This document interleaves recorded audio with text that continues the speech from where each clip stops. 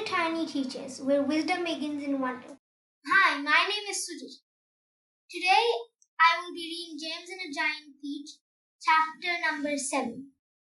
Without further ado, let's get into it. The two women and a small boy stood absolutely still on the grass underneath the tree, gazing up at this extraordinary fruit. James' little face was glowing with excitement. His eyes were as big and bright as two stars. He could see the speech swelling larger and larger, as clearly as if it were a balloon being blown up. In half a minute, it was the size of a melon, and another half minute, it was twice as big again. Just look at it growing, Aunt Spiker cried. Will it ever stop? Aunt Sponge shouted, waving her fat arms and starting to dance around in circles. And now it was so big it looked like an enormous butter-colored pumpkin dangling from the top of the tree. Get away from that tree, you stupid boy, Aunt Spiker yelled. The slightest shake and I am sure it will fall off. It must weigh 20 or 30 pounds at least.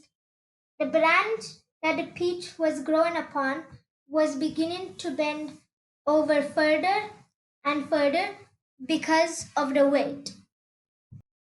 Stand back, Aunt Sponge shouted. It's coming down. The branch is going to break. But the branch didn't break. It simply bent over more and more as the peach got heavier and heavier. And still it went on growing. Now a minute, this mammoth fruit was as large and round and fat as Aunt Sponge herself, and probably just as heavy. It has to stop now, Aunt Spiker yelled. It can't go on forever. But it didn't stop. So it was the size of a small car and reached halfway to the ground. Both aunts were now hopping round and round the tree, clapping their hands and shouting all sorts of silly things in their excitement. Hallelujah! Aunt Spiker shouted. What a peach! What a peach! Terrifico! Aunt Sponge cried out. Magnifico! Splendifico! And what a meal! It's still growing. I know. As for James, he was so spellbound by the whole thing that he could only stand and stare and murmur quietly to himself, Oh, isn't it beautiful? It's the most beautiful thing I've ever seen. Shut up, you little twerp. Aunt Spiker snapped, happiness to overhear him. It's none of your business. That's right, Aunt Sponge declared. It's got nothing to do with you whatsoever. Keep out of it. Look, Aunt Spiker shouted. It's growing faster than ever now. It's speeding up. I see it, Spiker. I do. Bigger and bigger grew the peach. Bigger and bigger and bigger. Then at last, when it had become nearly as tall as the tree that it was growing on, as tall and wide, in fact, as a small house. The bottom part of it gently touched the ground, and there it rested. It can't fall now, Aunt Sponge shouted. It stopped growing, Aunt Spiker cried. No, it hasn't. Yes, it has. It's slowing down, Spiker. It's slowing down.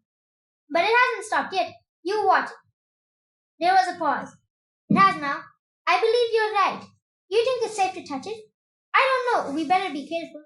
Aunt Sponge and Aunt Spiker began walking slowly round the peak, inspecting it very cautiously from all sides.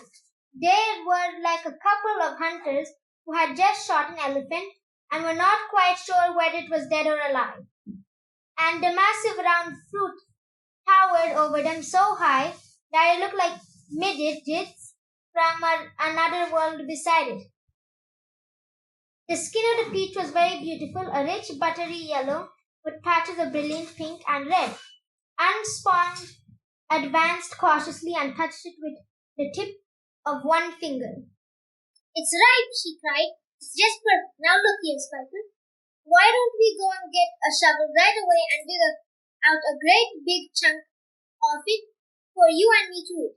No, Aunt Spiker said. Not yet. Why ever not? Because I say so. But I can't wait to eat some, Aunt Sponge cried out.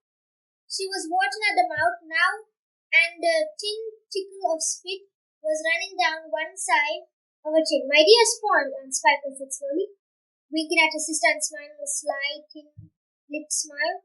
There's a pile of money to be made out of this, if only we can handle it. You wait and see. The end. That's the end of chapter 7. See you next time. Bye bye.